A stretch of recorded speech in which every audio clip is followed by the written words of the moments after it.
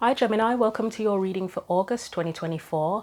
In front of us are the Oracle decks, Oracle books from the decks I'm going to be using for today's reading. So we're going to start off with a message from goddesses, gods and guardians first of all. So thank you as always for supporting the channel. I hope that your week and your month is going well so far. Let's see what else is going to be coming up for you. So what do we need to know for Gemini, Sun, Moon and Rising?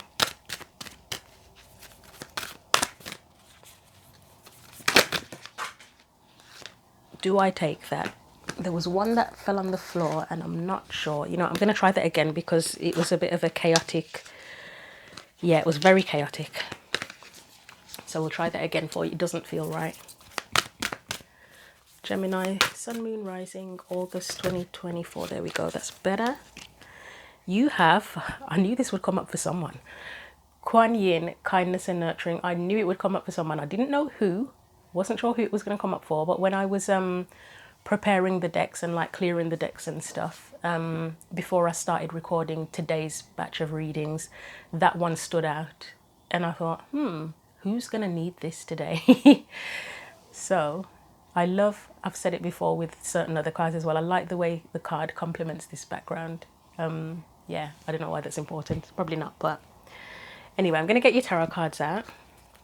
And then I'll have a brief look in the book at the summary just to see if there are any little bits that, any additional bits that will be useful with the reading as well. So what do we need to know for Gemini? Right, we had a very quick flyer there. We've got the Four of Pentacles in reverse.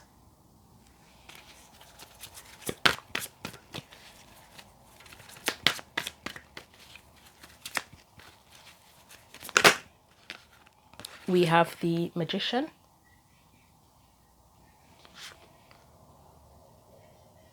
Why am I having a brain freeze? I'm thinking, is the Magician card Gemini? It's not, is it? Or is it? I know the answer to this, but for some reason I'm not sure right now. Right, Nine of Wands. That's going to bother me. I'm going to have to check. It's not Gemini, is it? Is it someone else? Virgo. It's Virgo, but because there's the Mercury connection, I've lost the plot here. I'm not sure. I feel like there's a Gemini connection there. Anyway, let's continue. I think it's, yeah, Mercury, communication, third house. That is Gemini, isn't it? And the Magician can be connected to communication too. Okay.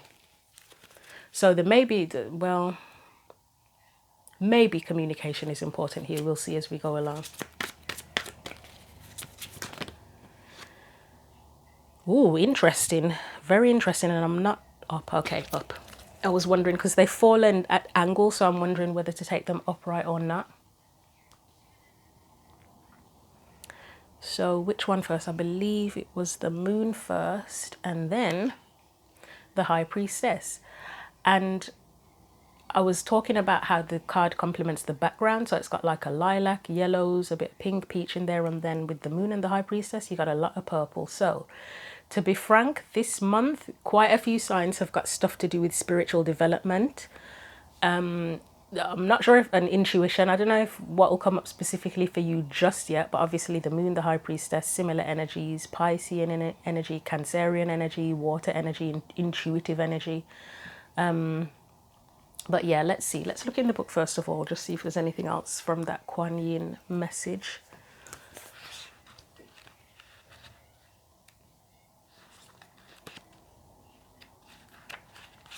I think, I don't know if I've already said it, but purple is a spirit connected to like spirituality and royalty as well, actually. Spirituality and royalty and mystery too. Right, Kuan Yin, kindness and nurturing, says, refill your inner cup, have compassion for yourself and others. Okay, that's pretty self-explanatory anyway.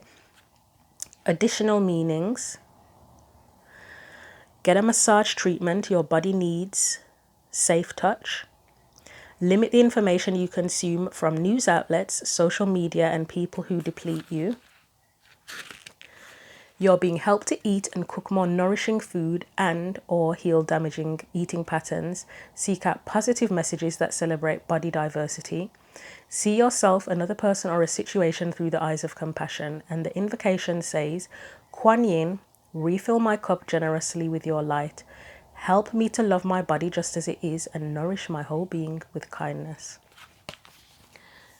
Right, so I'm going to start clarifying. I don't know if there's anything, if there's a connection between yourselves and Capricorn. I've just done the Capricorn reading before yours. I had a little break in between. But there was something for them, concerns for them around needing to open up or to put themselves out there. I don't know if you've got Capricorn in your birth chart, it's significant, or there's a person in your life who's a Capricorn. But the Nine of Wands was in their reading as quite a defensive energy, a protective energy. And then with the Four of Pentacles is Sun in Capricorn. We normally think of, well, I normally think of the Four of Pentacles as someone holding their cards close to their chest or being protective, whether it's of their resources or of themselves. And it's kind of a closed off energy. This one's opened up. So as I say, I don't know if there's something with you and a Capricorn, or you've got the Capricorn energy in your chart and that's relevant, but we'll find out. And there was fears in Capricorn's reading as well. And you've got the moon, which can be connected to fear. And for me, the Nine of Wands, it's got a few meanings. It can be resilience, being wary, being weary as well. And sometimes it can look like, some of them look like the person's terrified, like they're standing there ready to prepare to fight, but it's kind of a scared energy, fight or flight kind of energy. Anyway, let's get on with it with the Four of Pentacles. We have the King of Swords in reverse, Seven of Swords,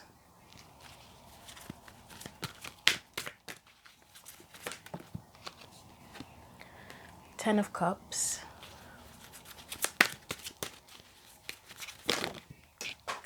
a bunch of cards that have fallen on the floor, so I don't know whether to take them or not. I'm going to try that again. That didn't feel good.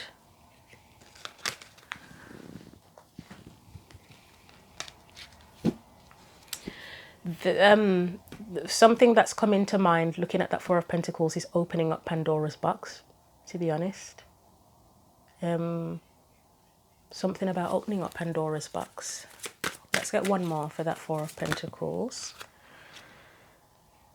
Which one first? Ten of Swords and the Chariot.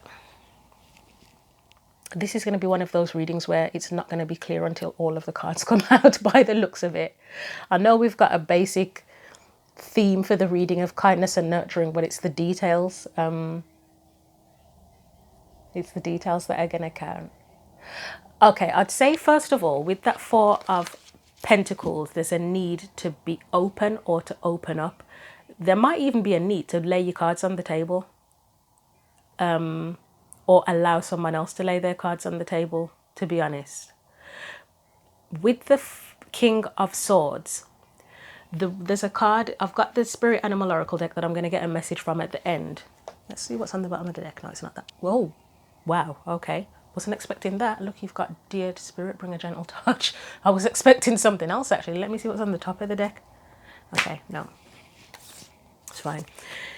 Yeah, so that kindness and whatever, that's quite important at the minute. I was thinking of the card that's in that Spirit Animal Oracle deck called Watch Your Words. It's Parrot Spirit, I think, where it tells you to be careful of what you say because things can come off harshly. Whether that's your character, like maybe you're just a very blunt person in general, or just in a particular situation, you may have a bit of a sharp tongue in that situation when you're speaking. With the King of Swords, it's making me think of that, that watch your words type energy. And the Seven of Swords next to it, it can be a bit of a risky energy. It can be secretive as well. But yeah, that need to be open and watching your words. It might be that you need to allow someone else to speak. But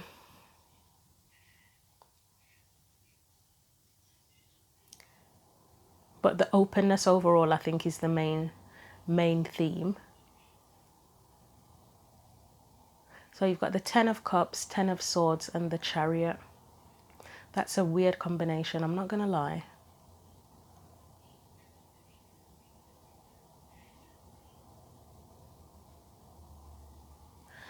Do I want to get a sub clarifier?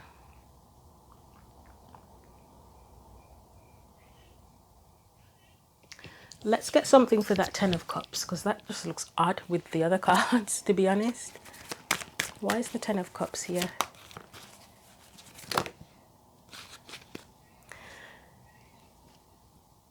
I think one thing I would say, and this might be just a little mini message on its own for the month of August, is be careful not to rain on someone's parade. Again, that watch your words thing, just obviously you want to be authentic and you want to express your truth and everything, but just be mindful of how you communicate, that you're not doing it in a way that comes across as so harsh that it basically shits on someone's happiness. Yeah, I'd be careful about that. I don't know. Okay. Yeah, we've got the God, I don't know if those were up or down now. We've got a Seven of Wands card, which is a defensive energy, and if you're not already someone who speaks quite bluntly and can be harsh at times anyway, when we're in defensive mode, we can say things that we didn't mean or we didn't intend it to come out as harshly. So yeah, that's why I'm thinking just be careful. And obviously with the kindness and nurturing cards and bring a gentle touch, that is, you know, how you communicate and considering how you make others feel as well.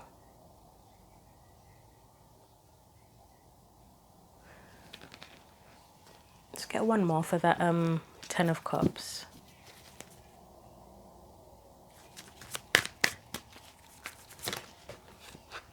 That's too many, but okay. Again, yeah. You know what I almost feel like with this? I almost feel like, again, I don't know if this is just one message on its own. It almost feels like it's just a message or a warning on its own. Again, that watch your words. You've got the Queen of Swords, Death, and Three of Cups. And it's almost making me think, be careful that a friendship or a relationship doesn't end because you, or it could even be someone else, say something that they regret.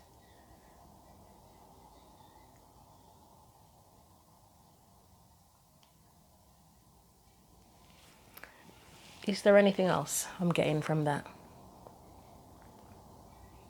If you do need to have like a heart-to-heart conversation with someone or open up to someone, yeah, just watch how you communicate and interact. Obviously you can't control what they do, but for yourself, just be careful.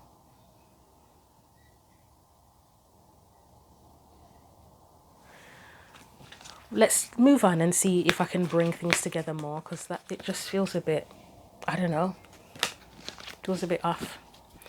Right, Magician. Let's see what the Magician brings up for us.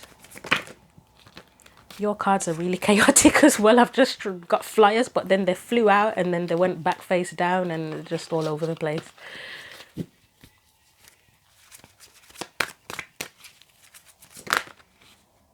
There's might be something here as well telling you to be careful about revealing a secret. I know some of these messages seem a bit, may seem a bit odd, but yeah. Right, so we've got the Two of Wands.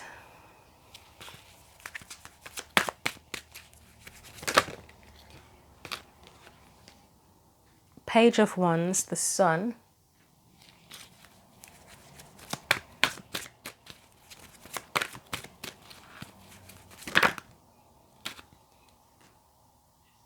Five of Cups, but it's in reverse.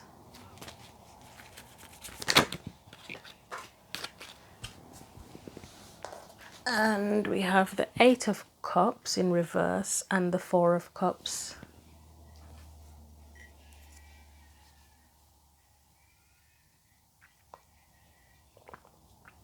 There's a bit of a vibe here as well, Gemini, on a separate note from all the weird watchy words kind of stuff, of opening up to more. Because obviously with the Four of Pentacles, it can be like where you have a good solid foundation, but you're holding on so tightly to what you've already got that you don't want to open up to anything else. the person in the Four of Pentacles. That's the energy of that card. With it in reverse, it's clearly it's opening up. It can be sharing. So there could be something about needing to be generous here, because you've got the kindness and nurturing energy as well. So it could be about you needing to open up and be more generous.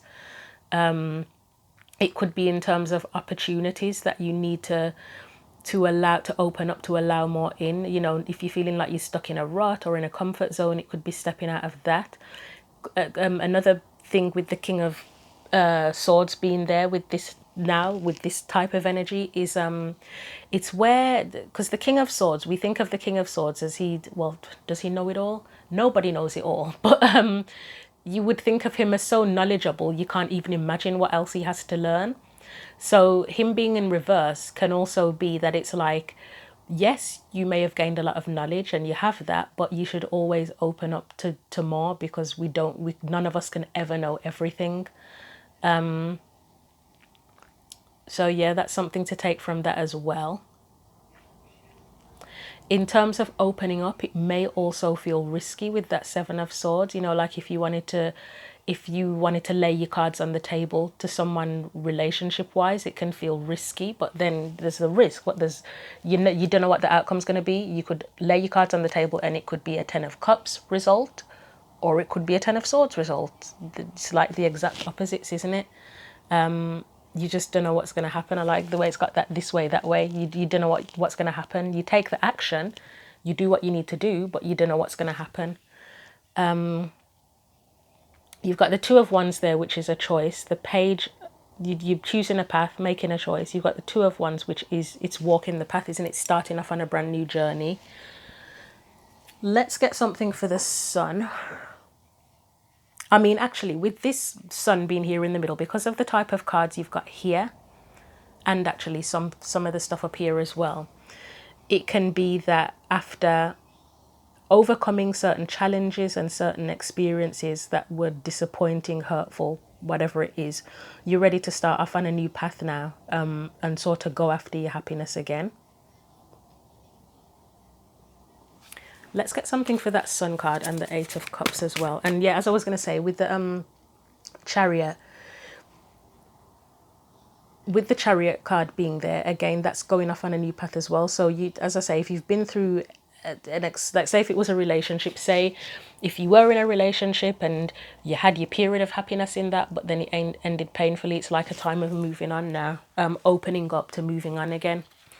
Again, it's a similar, there's a bit of a similar vibe for Capricorn, to be honest. But yeah, anyway, let's look at the Sun.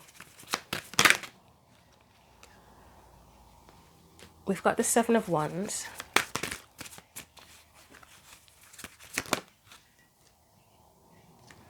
We've got the Temperance card.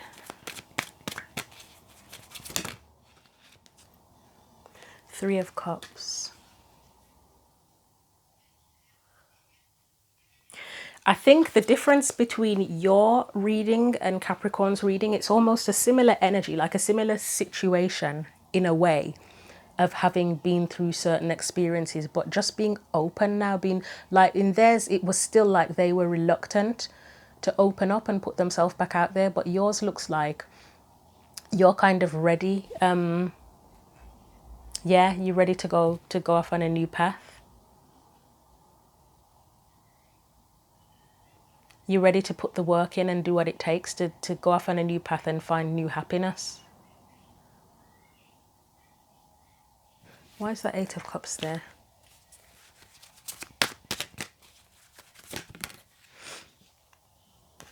We have the Emperor.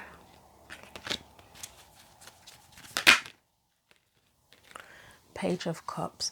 With the Eight of Cups in reverse, normally for me, it would be like a... well, not just for me, but it could be an energy of going back to something.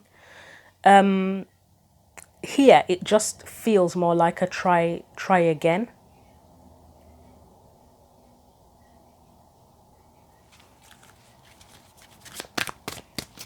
So it's almost like it's not going back to the exact same thing, but being willing to try again. So again, if you have the example of a relationship, if you had a relationship that ended badly, like you may not want to go back to that exact same relationship, but you're willing to pursue the same dream of having a good relationship again. You've got the Emperor here, so it's like someone that's putting plans into action. So they've got a plan, they're going to go for it, but there's that bit of vulnerability as well.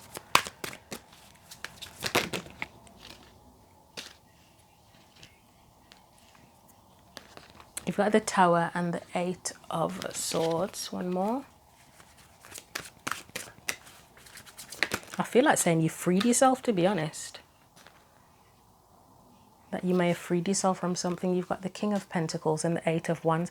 The King of Pentacles is an energy of building, but also rebuilding. Like there was, I can't remember whose reading it was. It could have been Capricorn's reading for last month, actually, where they weren't concerned about the tower falling. They were either the catalyst for it falling or they allowed it to fall because they're like, I'll just rebuild.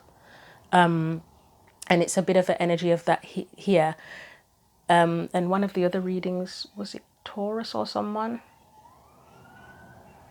Can't remember who it was, but there was an energy of needing to keep it moving. And with the Eight of Wands, I know it's often, for me, I often read this as quite a chaotic energy, but the Eight of Wands overall is progression, it's movement. So it's that keep it moving type energy where it's just like opening up to more, to new things, to keep it moving, regardless of whatever's happened previously.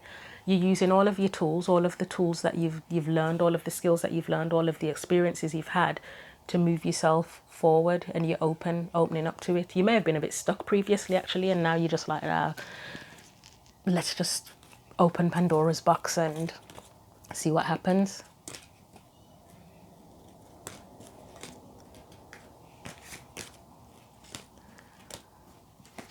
So we've got the Nine of Wands. Oh God, I can't use all of these. I don't want to take all of these. Right, which ones were meant to be kept? I think it was those.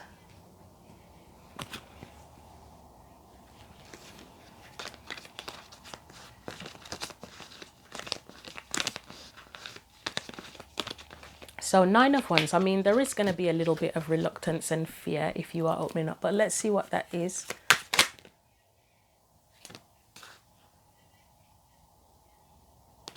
We have the Death card, we have the Three of Cups.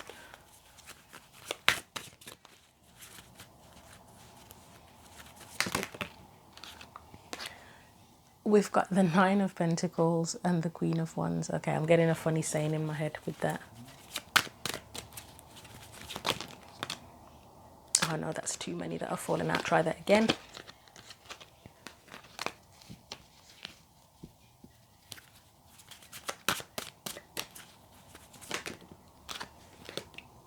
We have the High Priestess again. Okay, why is the High Priestess there?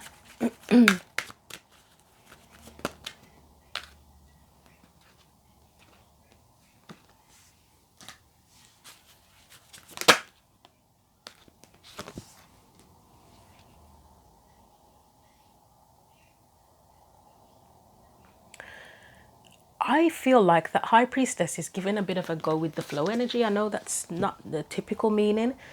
And I say that because it's like, it's trusting your intuition is what makes you feel like you can go with the flow. You've got the Fool there that's been willing to take a risk, leap of faith. Strength is courage. And then, as I said, with that King of Pentacles, he has the ability to rebuild.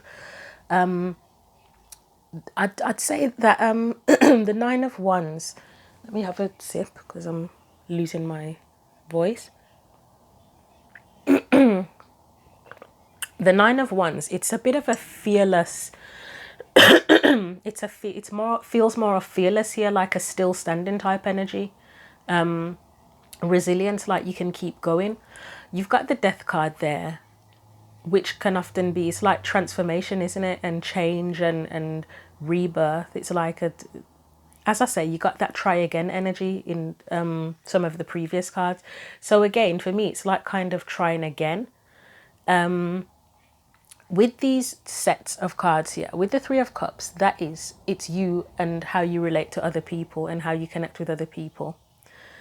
And it's usually positive there, isn't it? But also we've got the Nine of Pentacles and the Queen of Wands. And the thing that I was kind of chuckling at a little bit that came to mind was that I can be bad all by myself. But I don't necessarily mean it in the kind of, well, actually, there might be a need to watch that. If that's something that that's on your mind, is that I can be bad all by myself, that's usually where you kind of like take it or leave it kind of energy. And there's nothing wrong with take it or leave it energy, but you know, you take it too far and you start to see red flags constantly with people, whether it's friendships, family, romantic, whatever.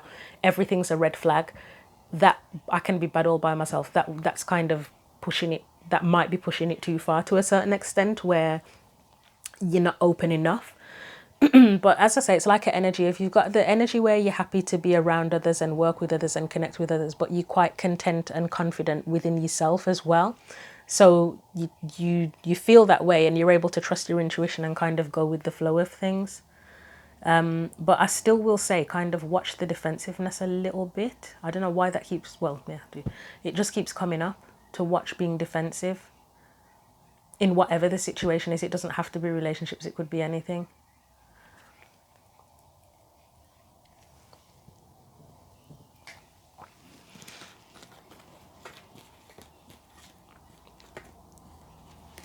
So let's look at the moon.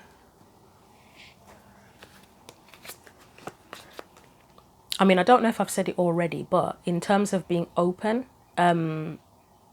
you would want to be compassionate, kind, and nurturing towards others, as well as sort of watching your own boundaries, taking care of your own boundaries as well.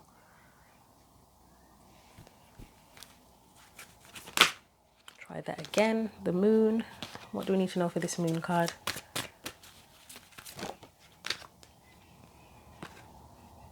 So you've got the Ace of Pentacles, you have the World.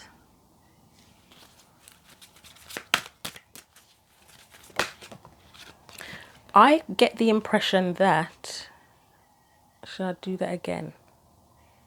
Yeah, okay.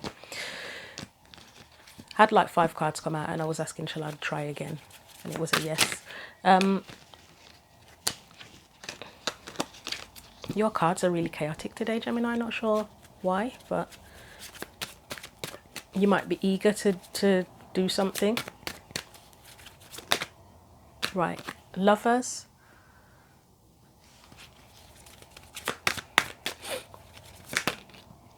King of Wands. One more, please.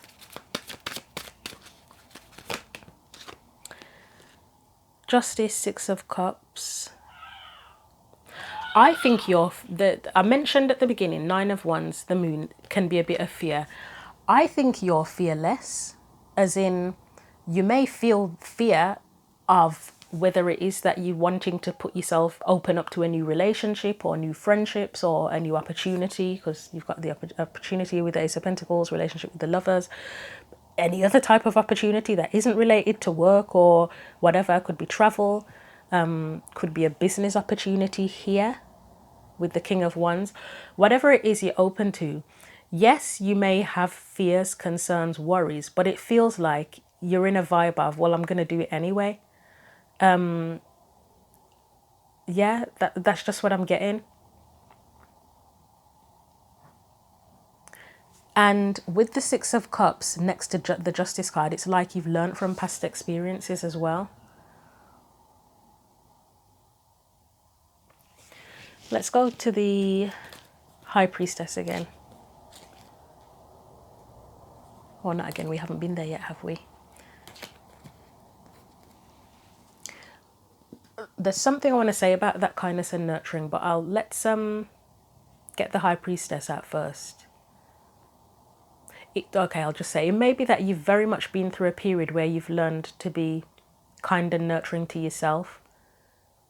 However, again, I will just say, with those little mini messages of watching how you then communicate to others, just being aware of if it's a bit harsh. Because sometimes when we get heavily into like the self-care and the boundaries and stuff like that, we can be really great with ourselves, but then we can get to the point where we kind of push people away a little bit, in the sense that we become a bit too harsh and our boundaries are too hard with others because we're so focused on looking after ourselves. High Priestess, let's look at that.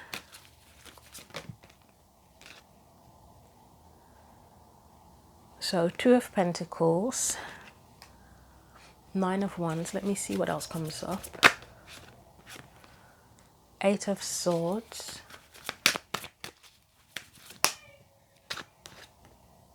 Ten of Wands.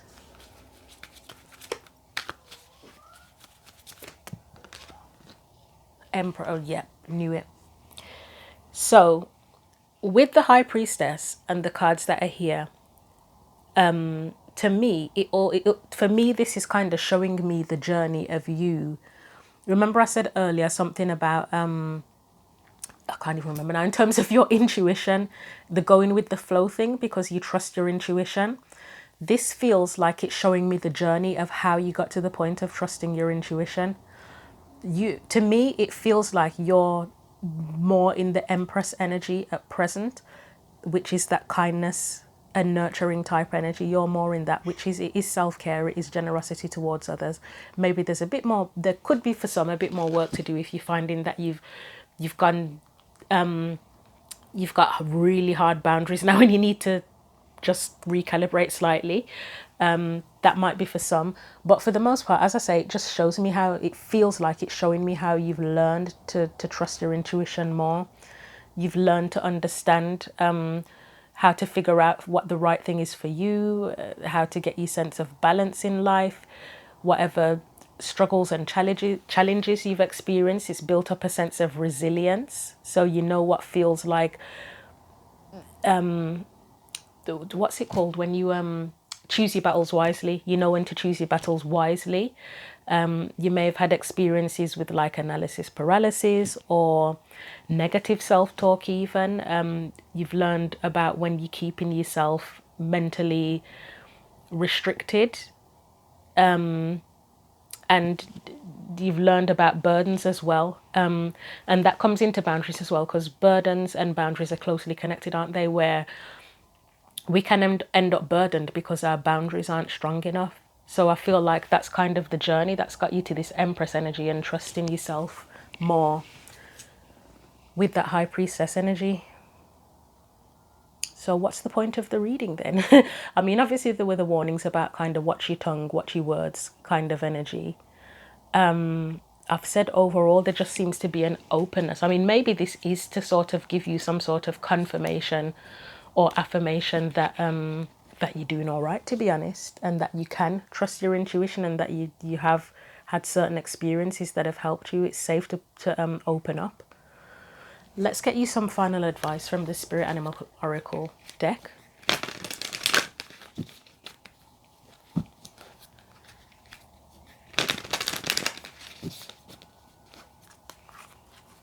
Final advice for, or any advice for Gemini.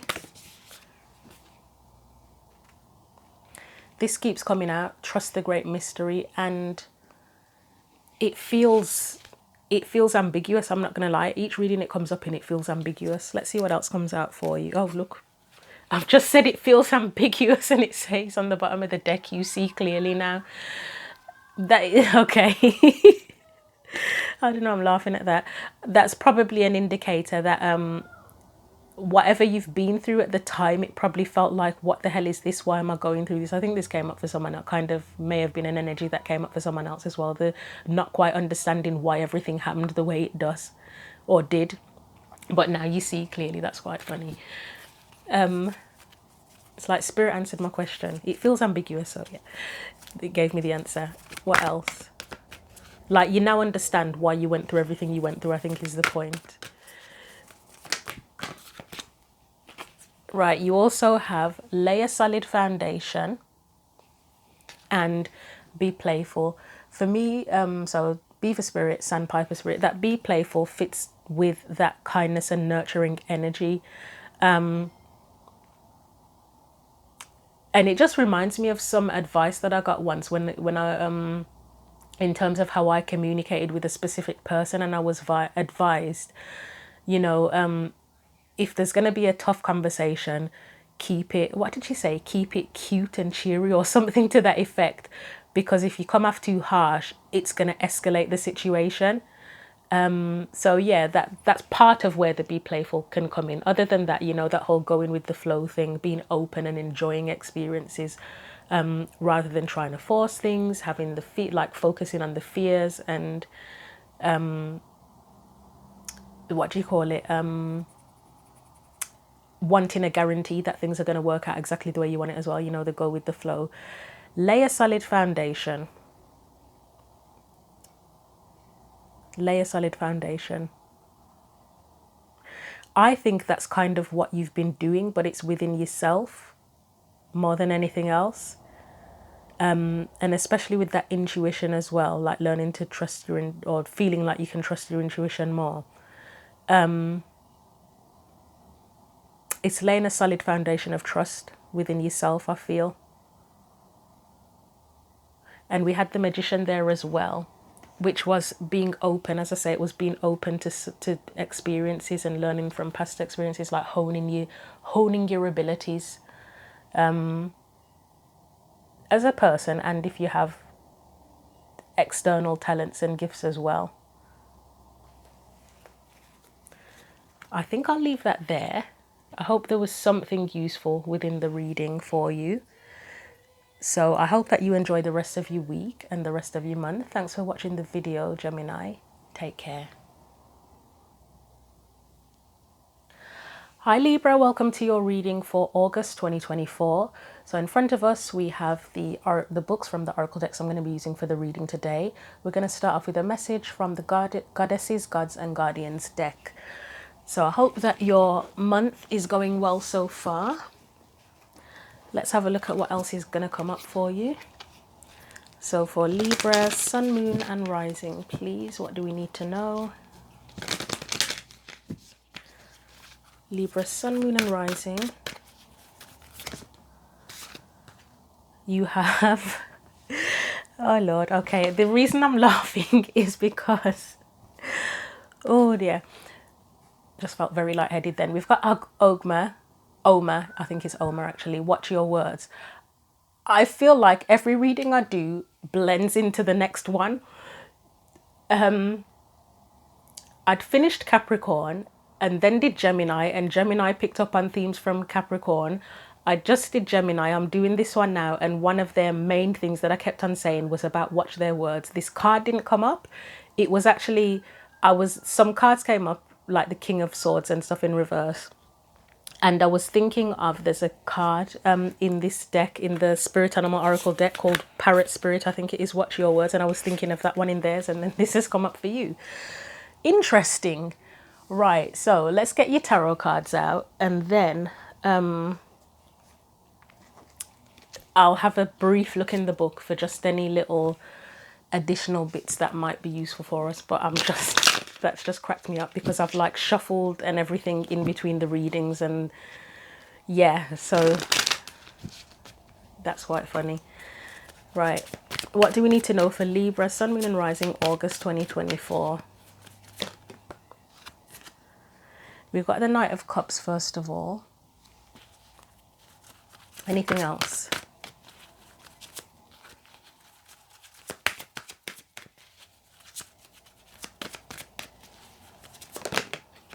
Two of Cups, okay.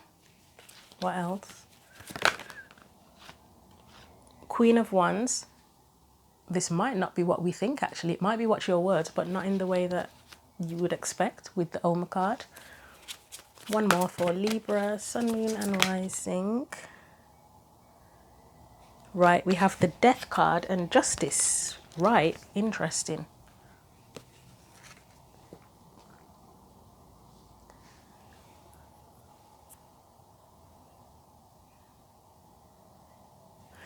Let's look at the Oma card first of all.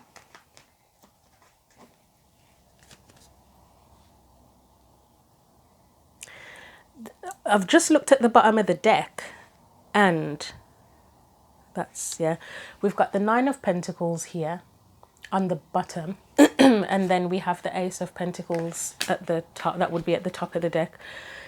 It's almost making me consider that for someone, is it possible that a relationship could end, to be frank? That's just one possibility. I'm not trying to like scare anyone with the Watch Your Words card.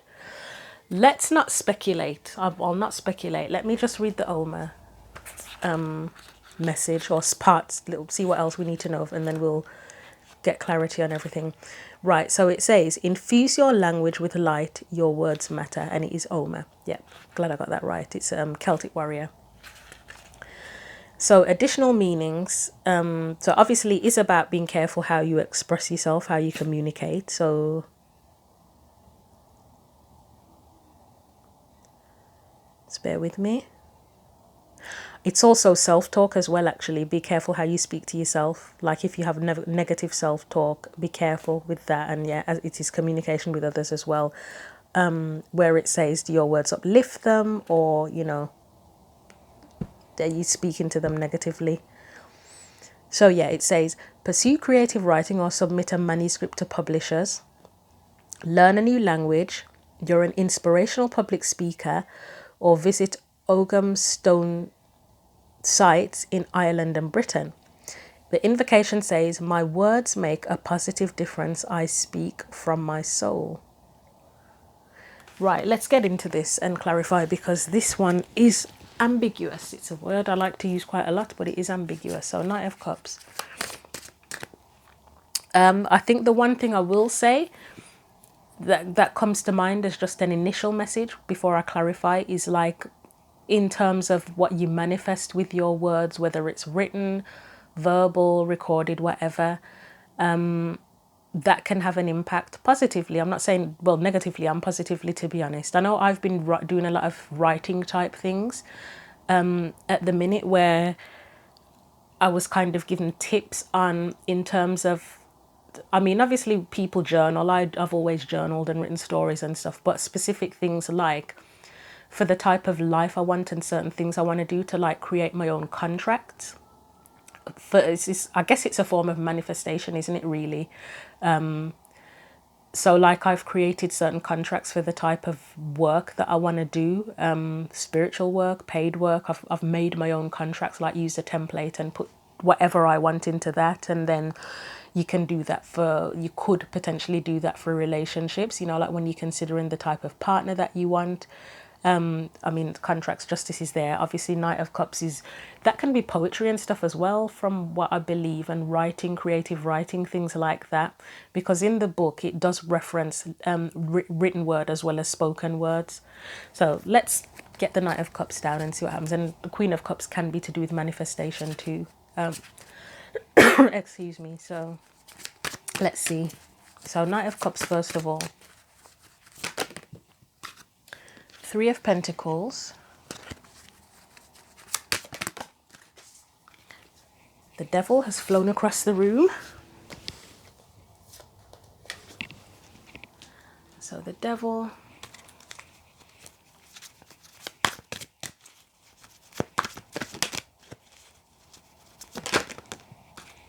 We have the Hanged Man.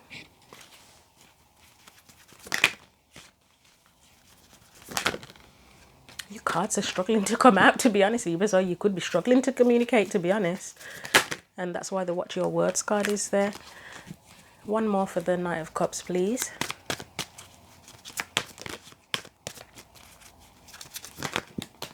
Oh, that is too many. They're just really, it's a bit all over the place. One more for the Knight of Cups.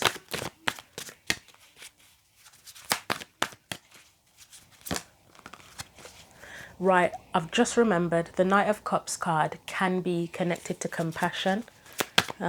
So just bear that in mind as well. Right, are we going to have these? Okay, yeah. Judgment, I nearly said second chance then, because it was on my mind looking at the Judgment card, and the King of Swords. Right, so one of the meanings I'm going to take from this Knight of Cups, just for now, until we get the other cards out, look at the other cards more closely, is compassion. The Three of Pentacles is working with other people. In any situation where you are going to be working with other people, whether it is in your personal life, literally at work, whatever it is, socially, you know, take the watch your words thing, bear that in mind. The Devil being there, I think, let me get a couple for the Devil. That could be where some kind of negative or toxic energy could potentially come in, possibly, but let's see what else. comes up for that. I mean, I would say be careful that just because it's come up, be careful what you manifest as well with your words, like negative self-talk or positive self-talk or whatever. So that's there anyway. The Devil. Watch out for misunderstandings with people. That's something I'm going to say. Watch out for misunderstandings, whether you misunderstand them, they misunderstand you.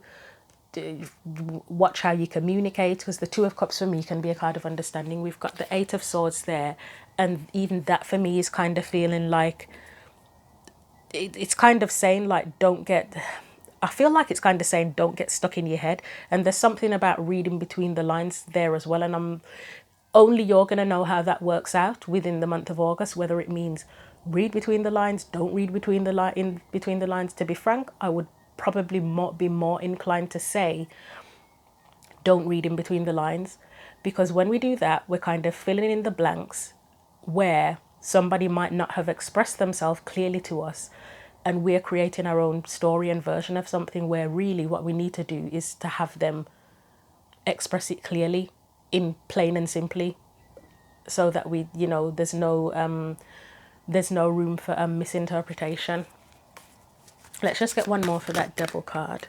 So that, I guess that's where the compassion comes in. We've got the Page of Cups, and that is about expression. So be careful how you express yourself, and just be careful in terms of filling in the blanks for other people as well, I think is what I want to say with that.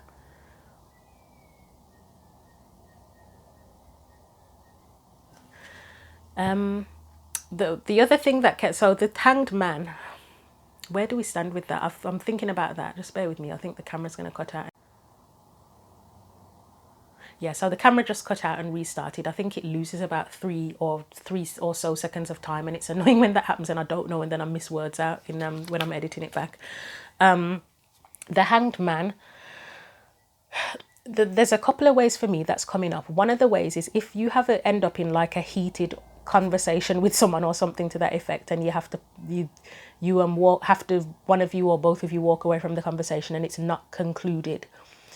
It could be a warning, like to take a time out to kind of get your head together and figure out where you stand.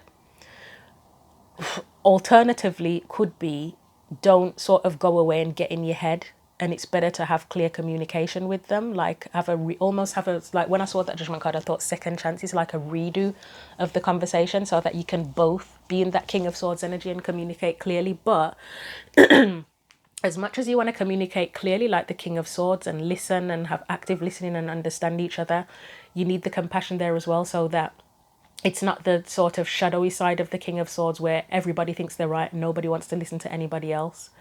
Let me get a couple for the Hanged Man and the King of Swords.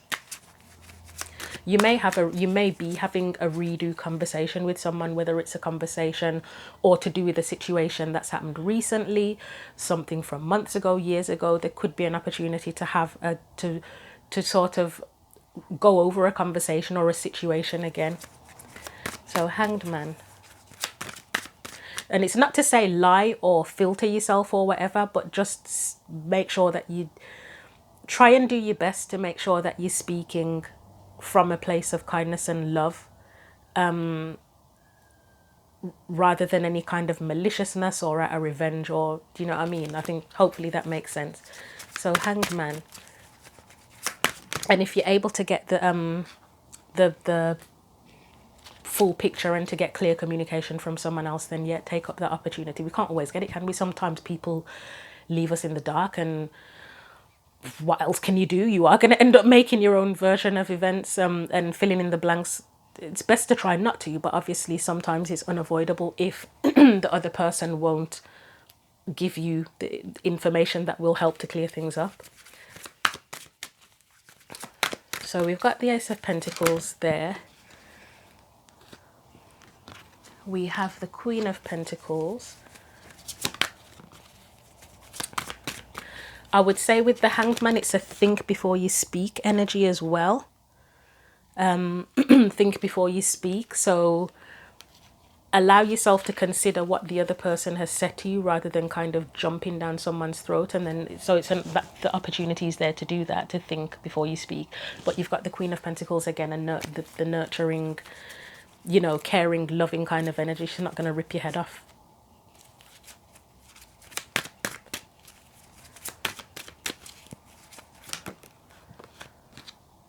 And then the Empress come out. Anything else? Okay, that's interesting. So the Emperor, I think you need both energies. If you're in a conversation or discussion or whatever with someone, you need the nurturing, caring energy, but you need to be able to hold your own as well. And I think there's a lead by example thing with the Emperor as well, where if you can go into a conversation or dispute or whatever with a sort of calm, confident, compassionate energy, then hopefully they'll feel that and they'll hopefully do the same. I mean, you can't guarantee if someone's going to kick off or wants to kick off. Some people like to pick a fight, don't they? And you can't really do anything about that. All you can do is control how you behave in the situation. But as I say, there's that energy of compassion and everything which comes into that Three of Cups as well. So it's like you're kind of open and willing to get something positive out of the conversation. You're also open to new truths with that Page of Swords as well. Like you're listening, you're actively listening. Yeah, so I think that's all we need for that. Still on the first card. Okay, I'm going to take these up because we don't need that many for that. Yeah, I don't need to move those. Right. So let's look at the Two of Cups. I mean, the Two of Cups for me, I often say, obviously it's a card that's typically associated with relationships. It is about relationships, but it can be about sharing your cup. It can be connecting with something you love. For me, sometimes it can be telepathic communication, sharing the same feelings about something. And a big thing I get from it a lot of the time is understanding between two people. So that can be, obviously, if there's communication going on, it's kind of trying to get that sense of understanding. So the Two of Cups. We have the Magician, and I like that because of what I just said when we clarified that Hanged Man about, it was like different tools that you can use in terms of the conversation, you know, the compassion, the leading by example, by being calm and confident, etc. Sort of standing your ground, but without being overbearing with it. So that's using all those skills to create a sense of understanding. Anything else? We've got the King of Wands. And I feel like the King of Wands is almost like a problem solver energy, like they're an innovative person. So if in a particular situation, and if it's a relationship, it doesn't have to be like a family. Well, it could be family, friendship, romantic, or it could be anything. It could be at work, like you're having to have a conversation with your boss or a colleague or something, or anything. It could be absolutely anything. But they would want to work towards resolving the issue and taking practical action to fix things, if possible. Anything else? Seven of Wands. I would say that's a warning to stand your ground, but not be overly defensive. Like, be confident and stand your ground if you've been attacked, but don't you attack, and try not to be overly defensive. We have the Ten of Swords. Yeah, because if there's too much defensiveness or you go in attack mode, it can end badly. I mean, to be honest, if someone does that to you and you can't redirect the situation, it's going to end badly anyway, isn't it? Because you're not expected to put up with bullshit. Yeah, you might be compassionate, but you don't have to put up with bullshit. It might be a case of if someone pushes it too far, then the boundary is that you have to walk away and it just ends badly in itself. Yeah, the Tower's kind of fallen out. Oh, okay. I guess that was right then. Yeah, we have the Tower, the Death card, and the Queen of Swords. If you, as I said, if you go on the attack, it can end badly. Ten of Swords, the Tower, Death, Queen of Swords, because you've set a harsh boundary, or you've been abrasive, or if someone else is that way towards you, then again it ends anyway because you set a boundary. Your boundaries now. I'm not putting up with this, and you're out. Yeah, I'll take these back. Hang on, which one was I going to keep? I'll keep these. The point for this is that you want to use all of your skills so that you can have a decent conversation, create a sense of understanding, and try and resolve the situation the best you can if possible. Because again, only you can only control what you say and do, not what somebody else says or does. So Queen of Wands, she's a card of confidence. She's charismatic as well. So it might be about using that charisma. That sounds really manipulative, doesn't it? Actually, well, not really, but using a little bit of that charisma in the conversation. And it's the reason why I'm smiling at that as well is because one of the readings I did, I said, oh, it gives Pied Piper vibes. And afterwards I was thinking to myself the next day, you know what, the Pied Piper isn't actually necessarily a good person, are they? Because the way I meant it was, I was thinking just of the charismatic energy of the Pied Piper. I wasn't thinking of the whole manipulative, potentially a murderer kind of energy. So when I'm looking at the Queen of Wands, I'm thinking charismatic, and then I said that whole manipulative thing, and it's like, yeah, that just reminded me of that whole Pied Piper thing. Anyway, Queen of Wands. What do we need to know for the Queen of Wands? Five of Cups.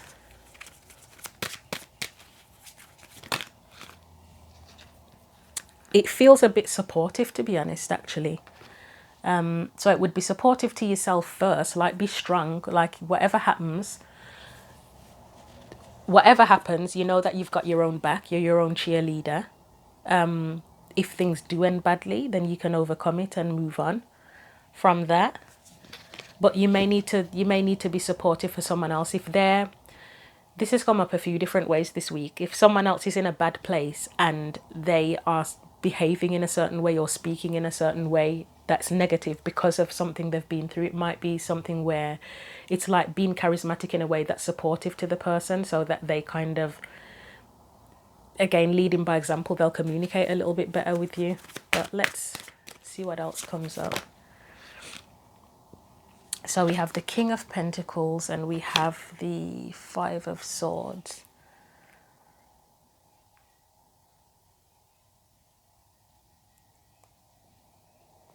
Why is the Five of Swords there? I mean, that's what could go wrong, isn't it, really? If you have a conversation with someone and it doesn't go well, that is kind of the chaos that ensues, isn't it? You might be having a conversation with someone, well, yeah, you probably could be having a conversation with someone about past hurts and past conflict as well. Potentially. My candle's gone out and I'm not relighting it now because I'm nearly done. Yeah, about past conflicts and how to move on from that, how to rebuild with that King of Pentacles. Yeah, but I will look at the Five of Swords just in case. You might be expressing, wow, Queen of Wands, you might be expressing a desire to move on from that as well. To move on from past conflicts and past hurts. But you have to meet each other halfway. You'd have to both be willing to do that, to move on. And then you have the Lovers. And that's desire to kind of move on from that. Anything else? Three of Swords, again, that would be the past hurts. One more.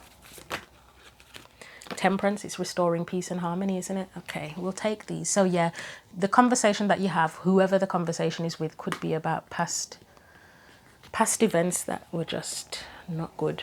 And you want to move on from that and rebuild. The King of Pentacles, it could be you in that energy. You've already got the desire there and the sort of that charismatic, supportive energy and desire with the Queen of Wands to make things right. And I say make things right because that Justice card is there as well. The King of Pentacles, as I say, could be you in that energy of wanting to rebuild and fix things. But it could also be someone else. You could be the Queen of Wands. They could be the King of Wands, where they're also willing to kind of rebuild and do what it takes to fix things. So which ones am I keeping? I'm keeping these. We're going to look at the Death card. The Death card can be, it is a card of endings. It's also a card of transformation. It can be rebirth, resurrection. Let's see what comes up for it.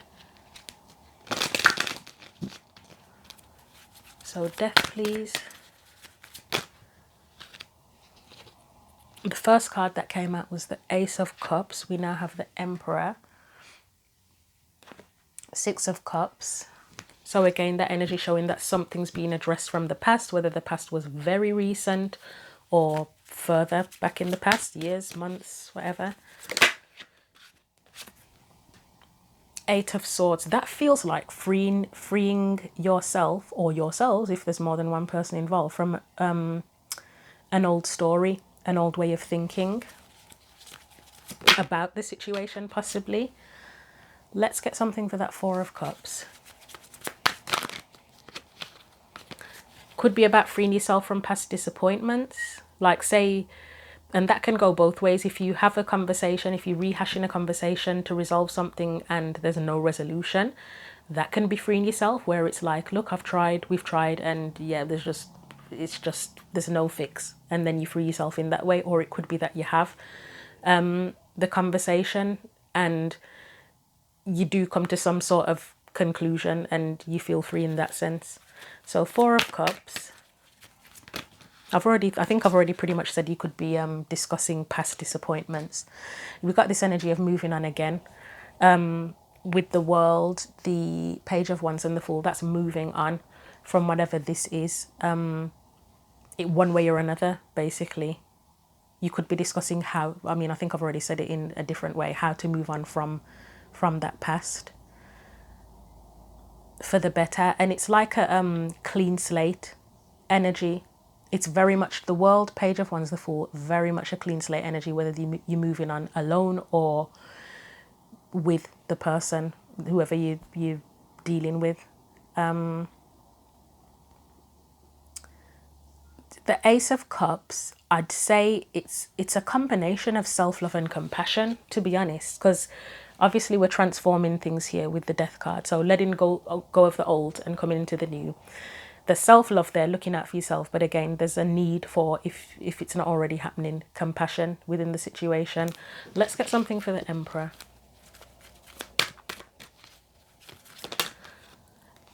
And it should come from both as well, to be honest. You'd like it to come from both. If you're engaging with someone else and trying to resolve something, you wanna give and receive compassion and self-love.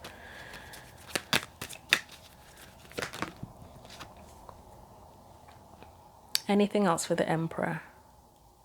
Okay, so we have the Hierophant, the Seven of Cups, and the Three of Wands. So the Emperor. It's like making the plan or taking the necessary action, doing what needs to be done to resolve things. That is obviously the desired outcome. I'd say that you're probably going to be in the energy anyway. Whether or not whoever else is involved is, hopefully, but that you just, no guarantees there. But hopefully at least someone in the situation, likely you, has learned, or you're going to learn by, it's like coming up with a plan together almost. It's like looking at the different perspectives of things with that Seven of Cups, contemplating if it's even worth moving forward together, if that's something that you want to do, and then setting your intentions with that Three of Wands, hopefully with the person. But if you can't do it with them, then on your own, you learn from the situation anyway, and then set your intentions for yourself moving forward. Okay, I'll leave that one there. So that's the transformation type energy. And then we've got the Justice card.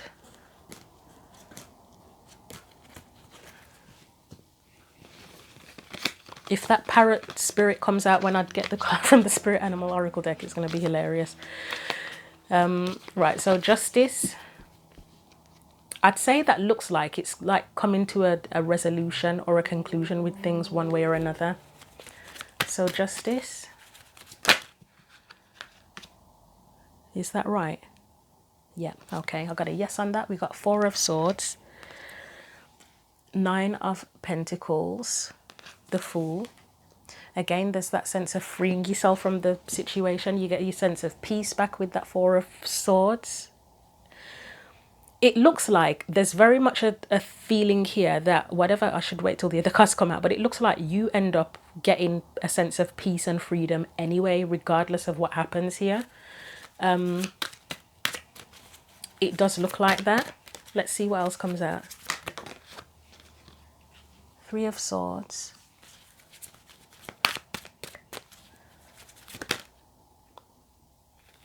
Yeah, Five of Pentacles, and finally the Hierophant. Yeah, I think whatever happens with this and whatever has happened, you will eventually get your peace and your sense of freedom. The Three of Swords, Five of Pentacles, it can be that it's just referring to the past, that you finally freed from the past, from the old story, from any feelings of rejection, hurt, and you learn from it as well with the Hierophant. There is the potential that if you're having the discussion or whatever with someone, there can be a sense, I'm not trying to scare anyone, but I got to be honest, there could be a sense of, there could be a feeling of hurt and rejection within that situation and conversation in the present. There's that possibility as well. But as I say, even if that happens in the present, it's like you still learn from it and you end up being freed from it. It probably is more likely to be the past because they've come up later on after this feeling of already being freed and having your peace. So it's almost like, yes, I'm free. And then that tells you what you're free from. But as I say, for someone, it may be that it just doesn't go down well, but you still end up learning from it and getting your freedom in the end anyway. And it's a sense of freedom within yourself and a sense of peace within yourself, because sometimes other people can't give that to us, can they? You just have to find it for yourself, or you get to that point yourself. But anyway, let's see if there's some final advice from the Spirit Animal Oracle card deck. Oh, you have set healthy boundaries. Who else got that? It was someone that had a similar reading to you, actually. It might have been Gemini. You've got Armadillo Spirit, set healthy boundaries. So again, definitely watch your words, be careful. But I did say it's a combination of being mindful and compassionate and everything, but also standing your ground as well. Yeah, I can't really say anything else other than that. I'm going to get you one more, but at the bottom, whoa, okay, there's a couple interesting cards here. That you've got Snake Spirit, time to heal. I would definitely say this time to heal a situation and know your worth. Again, that comes with setting healthy boundaries, and you know, as much as you want to be compassionate and lead by example and try and have a decent conversation or resolve things, you don't need to put up with bullshit. You have the option to walk away. One more please for Libra Sun, Moon and Rising. Koi Fish Spirit, there is always enough. So that's making me think of, it is giving me a bit of a cut your losses vibe. If you are someone where you're in this situation and it does end up that it doesn't go down well, it's a bit of a cut your losses card. Like you're not missing out. You know, sometimes like if you ended a relationship with someone, or someone ended a relationship with you, and then you thought, oh my God, I thought this was going to be the be all and end all, etc., and I'm never going to find anyone as good as that ever again. It's not true, is it? You know that you can go out there and find someone and have a good relationship again eventually. If and when you're ready for it, there's always a chance that you can find someone else. It's like, it's not the end of the world. That person isn't your be all and end all. In fact, they're nobody's be all and end all. None of us should be anybody's be all and end all. You know, we're our own people. We have our own lives to live, and we can't rely on another person to bring us our entire happiness. They can contribute to our happiness, but they can't be our entire happiness. So there is always enough. There's more out there for you. So, God, I'm out of breath after that now. You might be after having a conversation with someone, to be honest. I hope there was something helpful in the reading for you, Libra, and I hope whatever happens, you come out of it for the better. Hopefully you have a good week. Hopefully you have a good month. I wish you all the best. Thanks for supporting the channel. Take care. Hi Aquarius, welcome to your reading for August 2024. Thank you as always for supporting the channel. In front of us we've got the oracle books from the decks I'm going to be using for today's reading. So we're starting off with a message from the goddesses, gods and guardians first of all. So I hope that you're doing well, and let's see what comes up for you for the month of August. So for Aquarius, Sun, Moon and Rising, let's see what we get. What do we need to know for you? Aquarius, Sun, Moon and Rising.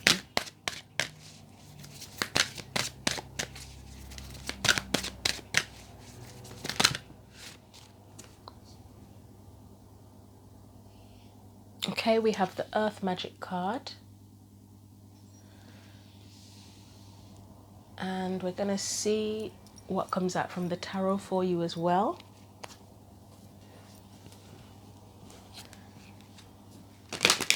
So what else do we need to know for Aquarius? Oh, interesting, Aquarius. So,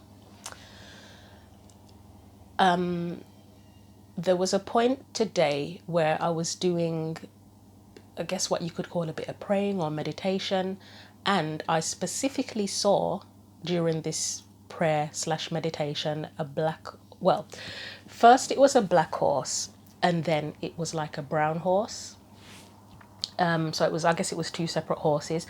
And strangely, well, not strangely, but funnily enough, the position of the horse in what, from what I could see, what I was seeing, it was like this, like it was close up. I told someone, because I was with someone at the time, and I said, oh, I saw horses, and it was close up. It was literally like that from the side. And this horse, as you can see, I don't know how clearly you can see that, it is like, I can't tell if it's meant to be, well, it's meant to be black, but you can see the tones of brown in there as well. I'm going to have to share this with the person that that I was with at the time. So, yeah, and it was outdoors. It was the horses were kind of in like a field, and yeah, but anyway, so I'm going to put that here. And as I say, let's see what else comes out for you. Fascinating. I'm just fascinated by the actual angle of it. The angle is exactly what I saw. It's about what, 2 hours ago, 3 hours ago? Okay, it was longer ago than that. I didn't realize what time it was. It was this morning. Anyway, what else do we need to know for Aquarius? We have the Hierophant.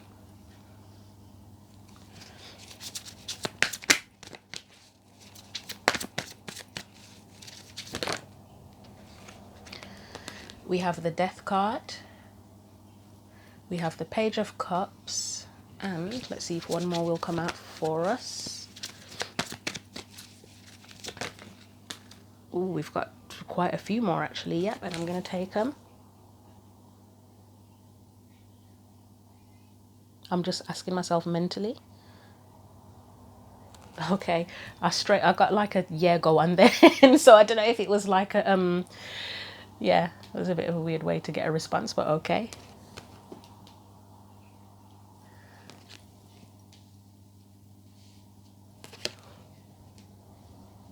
Okay, so let's just have a look in the book and get a bit more about this Epona Earth Magic card, first of all.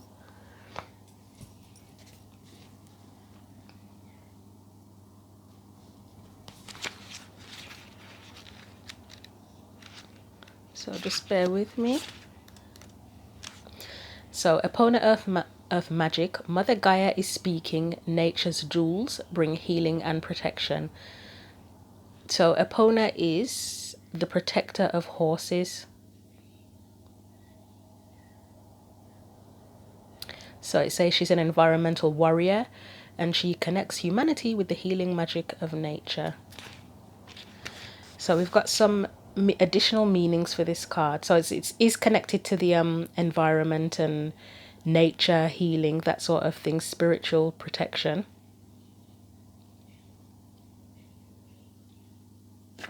And as I say, the additional meanings are, it says, take action on your ideas for helping the environment. So I don't know if anybody's like planting trees, something like that. It says, use vibrational flower essences and or herbal medicines. It doesn't say medicines, actually it says remedies. I don't know why I got medicines, but same thing. Move out of the city and closer to nature. Train as or visit a crystal healing practitioner. And it also says Epona is a protector of horses, so this card may represent a connection to a horse. The invocation says, I now receive sacred medicine from nature. I support Earth's healing process. So a couple of things are coming up here for this. So first of all, is anybody planning on doing any horse riding? That's one thing that comes up here. Feel free to let us know in the comments if that's something you want to pursue. Or just animals in general, actually, because nature, when you think of nature, you think of plants, animals, you know, it's all connected, isn't it? I did mention planting trees, so somebody might be working in nature, whether it is planting trees or food or flowers or whatever, that kind of thing. Because we've got the Hierophant here as well, somebody could be connecting, like learning something like herbal, I think it mentioned anyway, it said like herbal remedies and stuff like that, learning more about how to use herbal remedies for healing themselves and others. It may be something about needing to spend more time in nature to connect to your spirituality as well. Let's look at the Hierophant and we'll see what else comes out for that. I mean, you've got two energies, two magical, specifically magical energies here with the Magician and Temperance. I mean, the Magician, he's literally a magician. And then Temperance is connected to alchemy. So that message about, you know, like herbal remedies, earth magic, nature based, I mean, all magic is kind of nature based really, but you know, that side of things is coming up here. Somebody might be doing spells outdoors, to be frank. I know that I'll be involved in a ritual in a couple of weeks that will be done outdoors. So yeah, that's interesting. Oh, and I can think of one Aquarius that's actually going to be there as well. So, okay, hi, if you're watching, hi. But yeah, let's look at the Hierophant. I'm going to go around it when I go to this event. I'm going to be asking everybody, are you an Aquarius by any chance? But anyway, let's look at the Hierophant. So we have the Fool, we have the Three of Swords, we have the Ace of Wands, and we have the Hierophant again.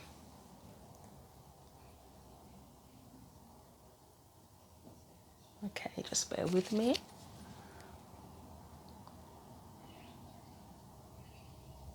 Whatever, with this Hierophant, whatever's happening, it looks like it's going to be a really pleasant experience, or whatever you're doing it creates a pleasant experience. I know the Fool isn't typically like, you wouldn't say, oh, it's about happiness or anything like that, but that's the vibe I'm getting from it, that whatever's being done, it's something brand new or something that you haven't done before, and you get that sense of newness with the Ace of Wands as well. But there's something quite joyful about it or enjoyable about it is the feeling I'm getting. I know we've got the Three of Swords there, and as I said, that can be to do with healing. I will get one just for that, but it pretty much just feels like this is stuff that will be healed through what you're doing. New practice is something I'm hearing, so it's a new practice. Okay, that was a really chaotic shuffle, so just bear with me. The cards have flown everywhere. So this happened for someone else as well this month that I was doing a reading for. You're the last one, but the cards decided they just wanted to go everywhere. Okay, 1 second.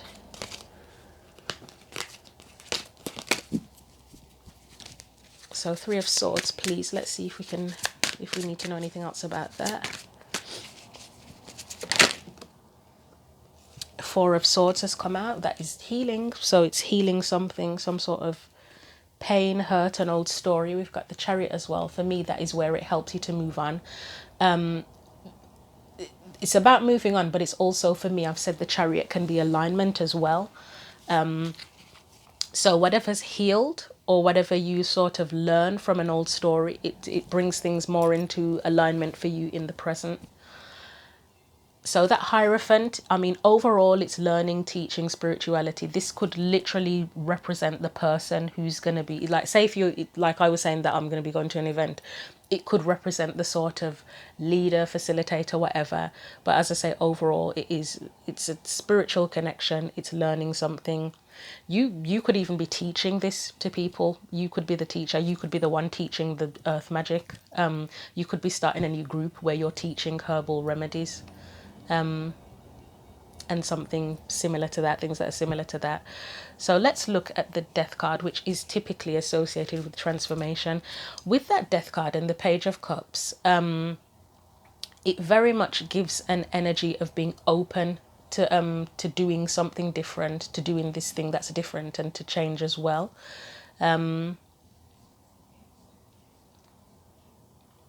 You could have even kind of been asking for this for a while, like sort of putting your prayers and intentions out there that you want to that you want to either heal something, or that you want to specifically find an avenue to be able to do this, to do the rituals, earth magic, etc. Let's look at that death card more closely.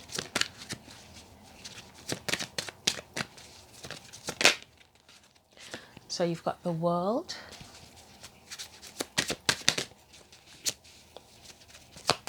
It's probably going to have a big impact on you as well with the World. I mean, with the Death card being there as in transformation, and then the World as well. It could really have a massive impact on the rest of your year. Like it starts a new cycle, creates a new cycle for you.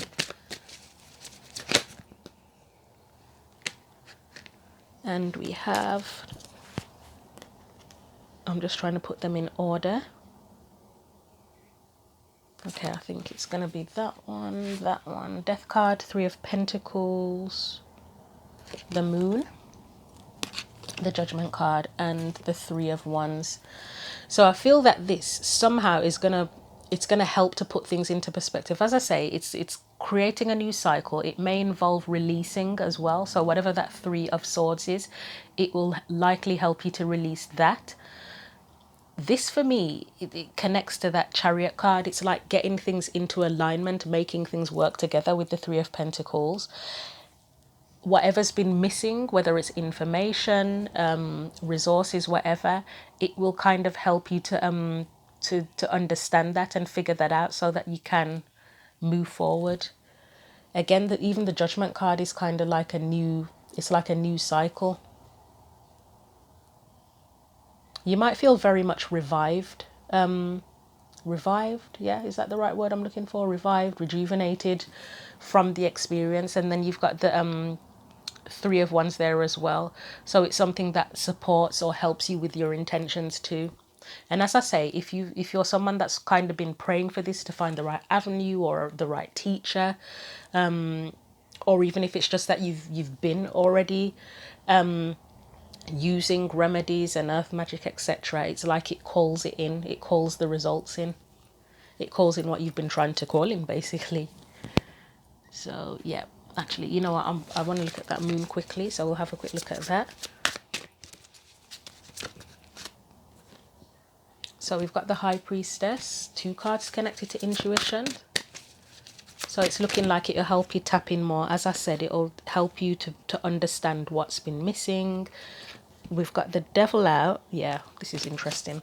We've got the Devil in addition to the High Priestess, the Wheel of Fortune, and the Hermit. Yeah, it will help to make things clearer about the next steps to take on your path, or whatever the missing knowledge is, or whatever the missing thing is that you've needed. Okay, so we'll put these back in the deck.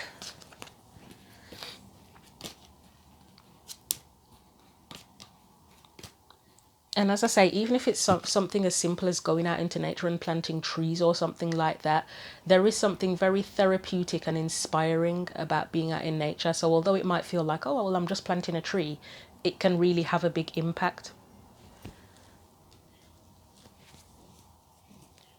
So let's look at that Page of Cups. As I said, it's just more along the lines of feeling very open to what you're doing. It can open up your emotions as well. Page of Cups, please. Let's have a look at you. Let's see what you want to tell us. This can also be kind of a heads up if you are someone who's a bit skeptical, to be open. And even if you're not skeptical, it's just be as open as possible. Or open-minded as possible, should I say. I love that. I said open-minded and we've got the Eight of Swords. So yeah, I think it would be telling you to be open-minded, have hope, have faith. I kind of knew that Star card was going to come out again because of the talk of earth magic. The Star can sometimes make me think of kind of like the connection because you can see the way her hands are and the little, what are these even called? I don't know what you'd refer to it as. It's like energy, isn't it? The connection between the heavens and the earth. So that's what I meant when I said, like, even if you're just simply planting a tree, planting a potato, planting a flower, it's connecting you to nature, spirituality, everything, the whole thing. So what else? We've got the Knight of Pentacles in reverse. Do we have a skeptic here? I feel like we may have someone who's a little bit skeptical or uncertain about this potentially.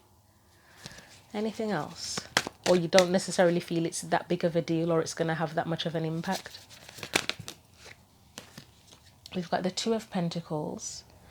Eight of Pentacles. This particular Eight of Pentacles, it looks like someone creating potions, creating remedies, etc. Yeah, it really is just telling me with this Page of Cups, there's really a need to be open. Even if you think you're already open to this and the results is the only word I can think of, results, the outcome or whatever's going to happen with it, be even more open and expect the unexpected.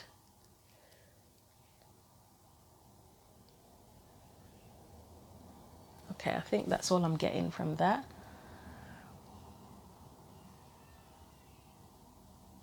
Yeah, just be as open as possible.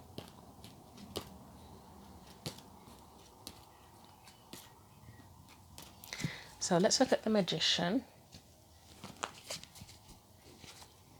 I did not realize I'd left these here, but that's fine. Right, Magician.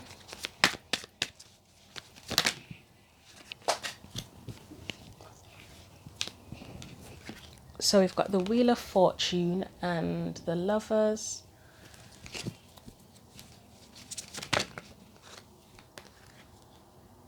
Page of Wands in reverse.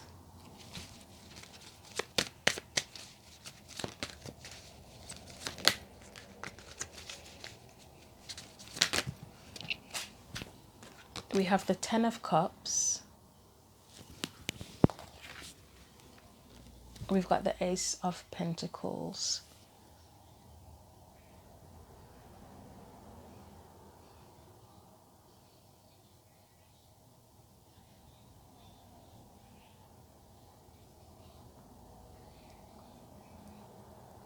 Again, it's that feeling that whatever you're going to be doing in August with this, it's going to have quite a big impact on things. Again, we've got a little bit of uncertainty. We keep getting little bits of uncertainty, but it all looks like it's going to be really big and have a really positive effect.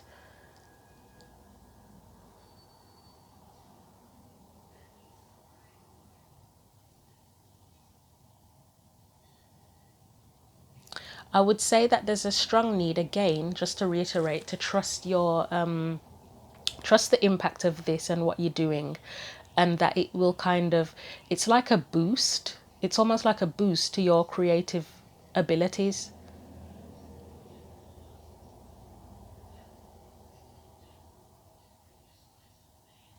So again, whether it is that you are doing like a ritual or something, trust that it will boost you, it will give you a boost. It can be confidence, again it can be your abilities, or that the, even again going back to the doing the little things in nature or with animals or whatever, it really will have a positive impact and a big impact. It really will bring in a massive change, and there's going to be a big sense with this of connection. That Lover's card for me signifies connection. You've got the Ten of Cups there, which is a card of happiness, joy, so it's a positive experience.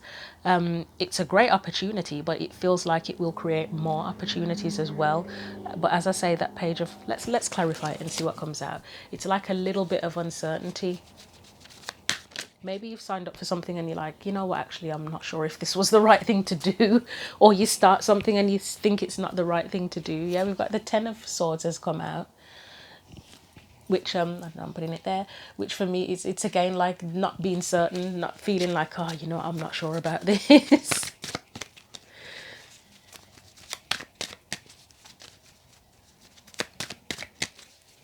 Not being sure if it's going to end well, I would say. Nine of Wands.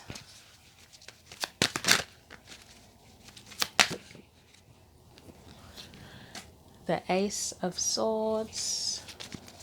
It's doubt. It feels like doubt. Let's get one more. Ten of Wands. It really does feel like doubt. That Nine of Wands, it's making me think of, you know, like in, and you know what, I haven't even hardcore watched the Harry Potter movies, but it's making, okay, the best example I can give, because I definitely used to watch or read the books for this, The Worst Witch. Mildred, I think it was Mildred, was the main character, and I think she used to be like an absolute disaster as a witch. Like, she was constantly cocking up spells, and that's giving me the Nine of Wands. It's like this fear, like say if you were going to do a spell, it's like a fear that you're going to totally cock it up and it's going to backfire on you. It's giving that kind of vibe. But as I say, it doesn't feel like things are going to turn out bad, basically. So I'm not sure why there's doubt there. You would know why there's doubt there. We've got the Ace of Swords. So that, for me, I guess it's a sign that for some, the doubt would be a bit of uncertainty about if something's in alignment. You know, like say if you had a friend that said, oh, join me to go to a moon ritual where we dance naked under the stars or something. And you kind of, you sort of agree to tag along, but you're like, oh my God, what have I done? I don't know about this. This is insane. I don't even know if this stuff is real. And it's giving that kind of vibe. So again, it's a bit of skepticism, isn't it? And with that Ten of Wands is typically about burdens, isn't it? So there's something here where you don't want it to feel like a burden. Let's just get one more after that Ten of Wands.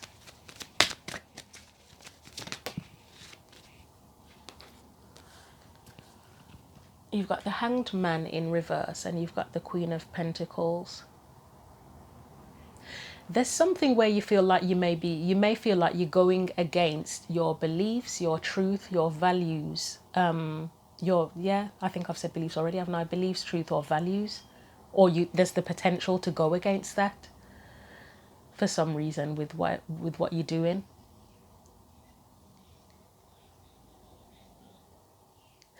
Another thing that's coming up here, if you're someone who was brought up in a more traditional religion, or you have more traditional beliefs, if you were initiated into, like, say you decided you wanted to become a witch or a Wiccan or something along those lines, it may be that where there's a bit of doubt, where it's like, oh, I don't know about this. It's and you might be thinking about contemplating if it's the right thing to do in that sense. You know, obviously if you'd been brought up in a strict religion where witches are basically evil, it would put a bit of doubt in your mind where you think, I'm not sure if I should be doing this, even if that really is, it is meant to be your path. You might have doubt in that sense. Okay, I'll leave that there for now, and we will move on, because we had Temperance next, didn't we?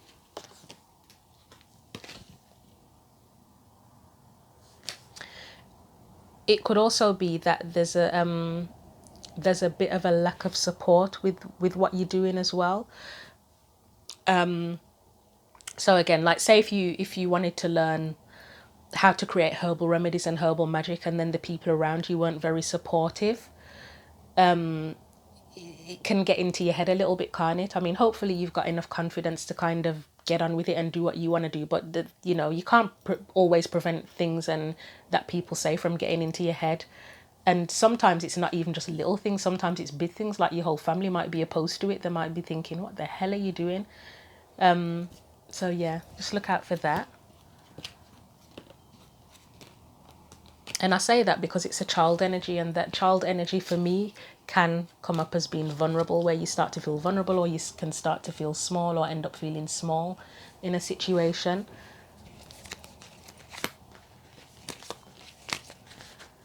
So let's look at Temperance. It's got an energy of discovery attached to it. What else do we need to know about Temperance, please? We have the Tower.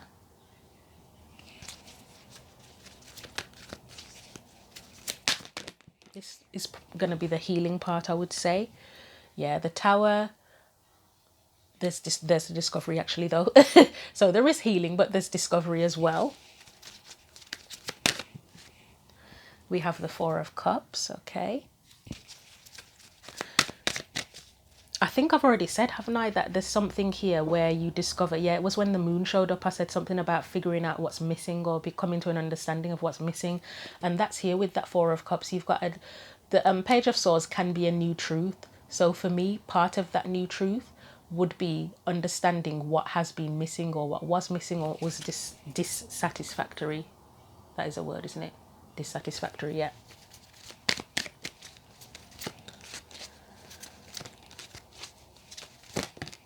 And it's next to the Five of Pentacles, which is a card of lack. So, right, anything else for that Temperance card? I think this one was first. Seven of Wands. Five of Swords. Let me just get one for the Five of Swords. Okay. That Five of Swords again feels like it's connected to authenticity. But let's start from the beginning. So the Temperance card, overall, it is an energy of, or partly an energy of healing and discovery. So as I said, doing this, doing what you're going to do, for some, it's going to bring up, I talked about old stories with that Three of Swords, didn't I? It's going to bring up what needs to be healed, or will help what needs to be healed. The Tower is whatever it is that needs to be healed, the things that fell apart, the disasters, the chaos, the catastrophes, whatever in life. The Page of Swords is where you learn. That's the truths that you learn from the experience. I've already said the Four of Cups can be learning about what's missing, dissatisfactory, etc. Seven of Wands, it's like where you're shown where you haven't stood up for yourself or what you believe in. That's what I feel there. And then with the Five of Swords, that's connected to that as well, because the Five of Swords, it's that horrible energy, isn't it? So it can be connected to jealousy, it can be connected to sabotage, whether it's internal in yourself, you know, self-sabotage or sabotage from others. It can be an argumentative energy as well. I'm just trying to think of the other things. The word savage is coming to mind. Not sure why savage specifically, but savage is coming to mind as well. And then, as I've said, I think this one did come out earlier, the Eight of Wands. Yeah, chaotic communication. It's a very chaotic card. Yeah, it's a very chaotic card. So for me, again, this is that energy of, it's pretty much what I just said, not just said, but what I said before about, say, if you were doing something and you had opposition, with that, where people are sort of thinking, what the hell are you doing? And you question, you know, you start to question yourself and think, oh God, I don't know if this was the right choice. But it's kind of saying here to be in that King of Wands energy, because the King of Wands is a person who is so driven and focused on what their goals are, that you can't deter them. You can't tell them what to do. You can't deter them. It's like once he's got a plan and an idea and he's inspired, he's going to do whatever he's going to do, regardless of what anybody else says. So as I say, there's going to be some sort of healing around that and discovery around that as well. Okay, so, you know, so the questions to ask yourself is what's not been satisfactory in life, or what's been missing, and where have you sort of needed to stand up for yourself, or to stand up for something that you believe in, or that you want to do more. Where's the conflict been? And then finally the Five of Pentacles. And when we think of the remedies as well, just to point out, obviously the remedies can be like medicine for literal physical ailments, but obviously people who use herbs in their practice and things like that, it's for emotional matters as well, emotional, spiritual and mental matters too. I mean, obviously be careful and be discerning what you take and who you get it from, but it covers, the remedies can cover a massive amount of things. So Five of Pentacles. And even water, I will say, obviously the the thing that I'm going to be involved in involves water, but so many times I've read things about water, like water being a conduit, a purifier. Obviously, it's a cleanser as well. Just plain water is something that can be very healing too. It's just reminded me of a deck actually by, I think the person's name is Rebecca Campbell. She's got a deck called Healing Waters that's on my watch list. I haven't got it yet, but eventually I will get that one as well. Right, so we've got the Ten of Pentacles in reverse here. We have the Nine of Cups, the Strength card. What's lacking with the Five of Pentacles, like in general, or just at this point in time, or, you know, for you, what do you feel is lacking? What's lacking in terms of your sense of security and stability, maybe even? So it could literally be to do with finances,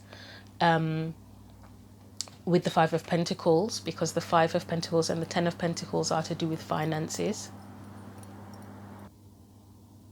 So yeah, what's lacking, as I say, potentially financially, or just in terms of security, stability, long-term commitment in general in your life, and how can whatever ritual or being in nature, learning, exploring, whatever you're doing, how can that help? How can you use that to help to bring you back to a place of satisfaction or increase satisfaction? Because it's not to say that you're miserable. Yeah, how can that improve things? Let's have a look what else comes after that Strength card.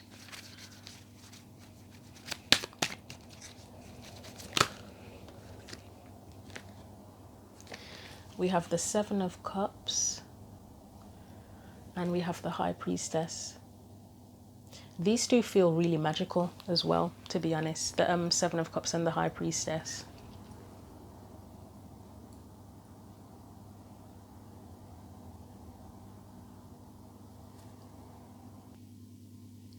Someone could be strengthening their intuition here with the Strength card, or the whatever you're going to be doing can help to strengthen your intuition. That's a theme that's come up quite a lot this month for the readings, and I believe it's specifically Leo that one of the readings I've called strengthening your intuitive ability.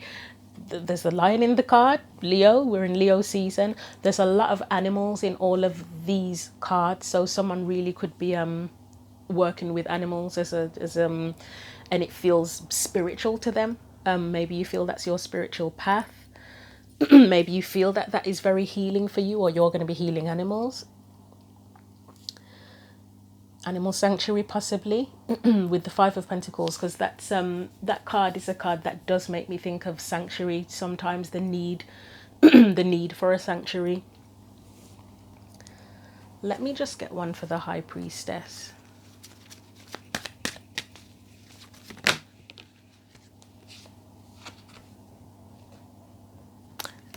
That's giving that sanctuary vibe again with the Sun and the Nine of Wands.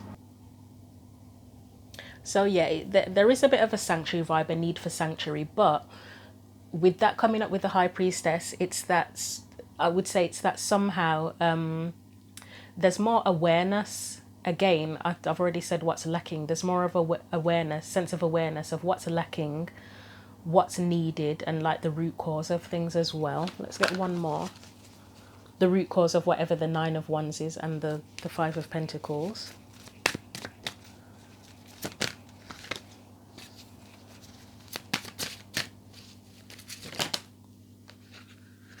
That is quite a lot that has come up.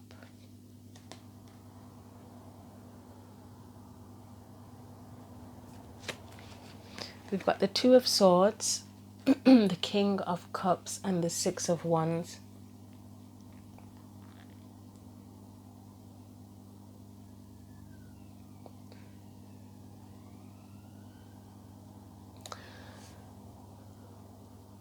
So we've got something here with the Two of Swords, King of Cups. I would say about needing to trust yourself more. Whether it's trust how you feel more, trust your decisions more. There's something about that there.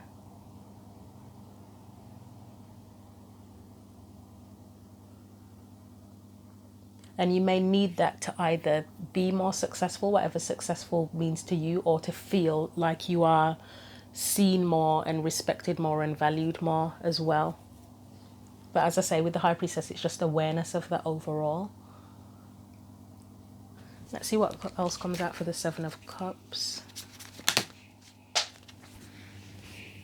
I mean, that is a card of looking at perspectives, isn't it? So if you're going through this process and it feels very spiritual for you, then it kind of encourages you to look at the different perspectives and kind of do a bit of a deep dive, doesn't it? So we've got the Five of Wands. Anything else?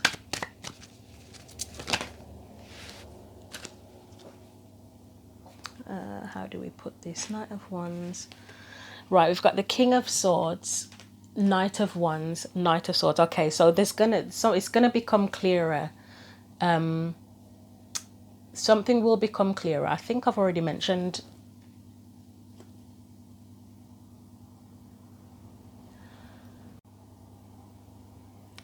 So I've already mentioned quite a few times, I think, about things needing to become clearer. With the Five of Wands, that would be the conflicts. The King of Swords, Knight of Wands, and Knight of Swords is where things become clearer, and you figure out how to express that as well.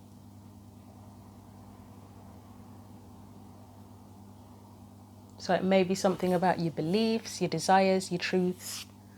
That can all come in there as well. And how you use that as well, because maybe what's lacking is that you don't have enough of a sense of what your desires are, what your truths are, what your beliefs are. So the earth magic, as we'll call it, can help with that as well. I'm going to get you some final advice from the Spirit Animal Oracle deck and see what else comes up, if there's any more advice around this. I think the key point was to be very open, wasn't it? That was one of the key points. Let's see what else comes out for you.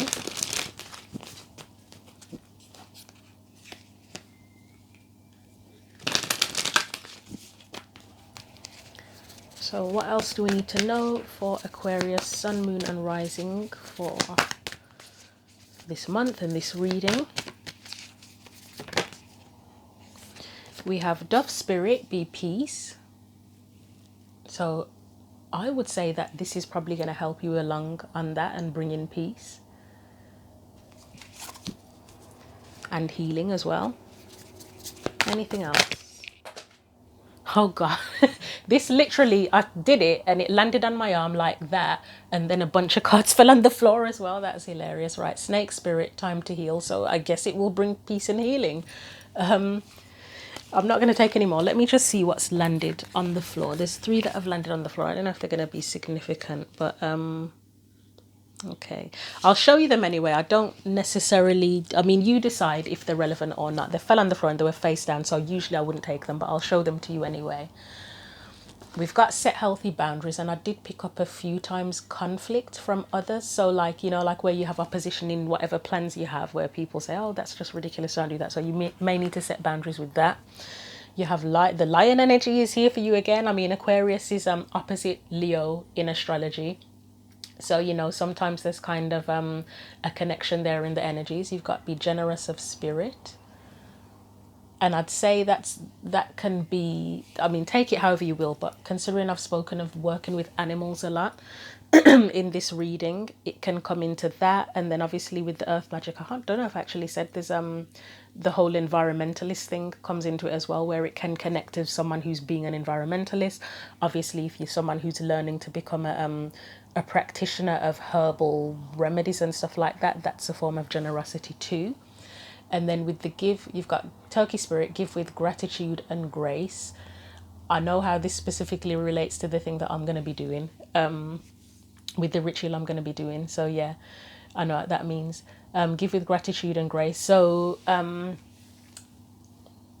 other ways of looking at that, I mean, it is pretty self-explanatory. Just be grateful for what you have. Yeah, what else can I say? And even when things are tough as well, we should always find things to be grateful for. So Also, as I said, because there may be stuff that comes up that can be difficult, like the old stories, you know, old stories of hurt, pain, disappointment, etc. There'd be a need as well to be gratitude, to have gratitude, not be gratitude, to have gratitude for what you've learned from that as well. Okay, I think that's it for now. So I'll leave that there, Aquarius. I hope there was something helpful in the reading for you. I hope that you have a great week and a great month. Thank you for supporting the channel. Thank you for watching. Take care.